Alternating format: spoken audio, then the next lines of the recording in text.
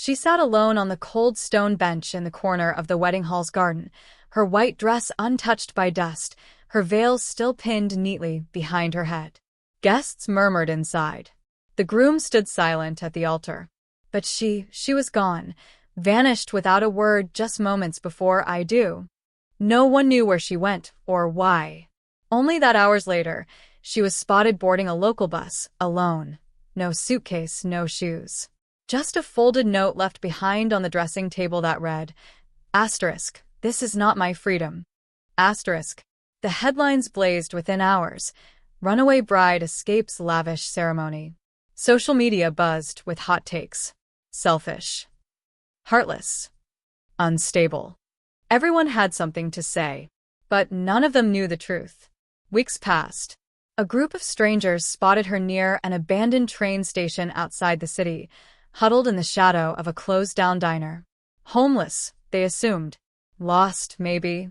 A few laughed. One offered $1. Bet she ran away from something stupid, he sneered. Probably broke now. She didn't speak. Not then. But if they had looked closely, they would have seen the glint of something unexpected. Not in her hands, but in her eyes. Not fear. Not regret. Something else. Resolve. She wasn't always this way. Just a few months before the wedding, she was the darling of the elite. Fashion firms courted her. Investors lined up to fund her startup. A promising designer with international offers and rising fame. But with it came pressure, deals tied to image, contracts that came with hidden clauses, and a relationship that felt more like a business merger than a romance. He had money, influence, but he didn't understand her. Not really. He loved how she looked on his arm, not how her mind worked at 2 a.m. sketching new ideas. And when she tried to pause, to take a break and breathe, he reminded her of what they'd signed, the brand they were building, the expectation. I made you, he once whispered when she tried to walk away. That night, she called her grandmother's number, the one person who had ever truly seen her. If you have to trade your soul for companionship, her grandmother said gently, it isn't love. It's a cage. That was the night she decided. But what no one knew, what no one could have guessed, was that she had prepared for this. Months before the wedding, she had begun transferring her assets, piece by piece, to a hidden trust overseas. Her latest designs were encrypted and sent to anonymous collaborators. The people closest to her, those she thought she could trust, were removed from her company's board with strategic precision. Quietly. Legally. She didn't run from her life.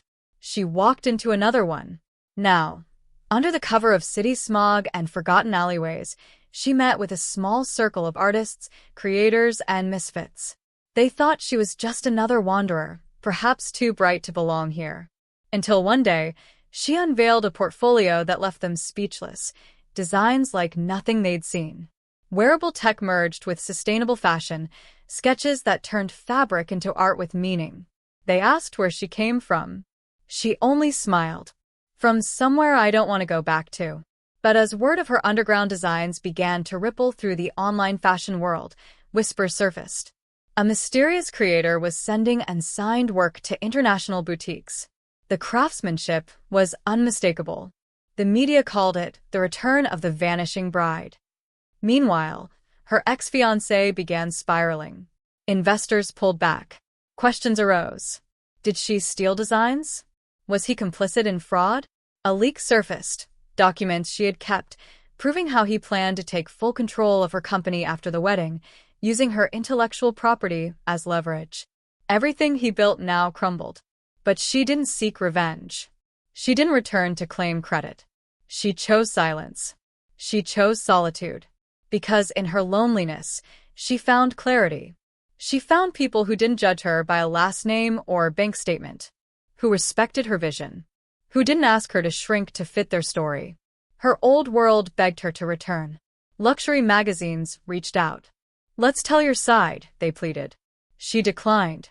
The real story wasn't about drama. It was about choice. About a woman who refused to sell her future for someone else's fantasy. About strength found in stillness and the kind of wealth that isn't counted in zeros. Then one night, Someone from her past showed up, an old friend, the only one who had ever warned her quietly. Asterisk, don't let them write your ending. Asterisk. He found her not in despair, but in purpose, surrounded by young designers, teaching them how to build without compromise. You really left it all behind? He asked softly. She looked around at the repurposed studio, the laughter in the background, the sketches pinned with hope. I didn't leave anything, she said. I finally arrived, and as the city's lights buzzed far in the distance, she leaned back against the window frame, her reflection calm and clear. She wasn't married. She wasn't lonely. She was free.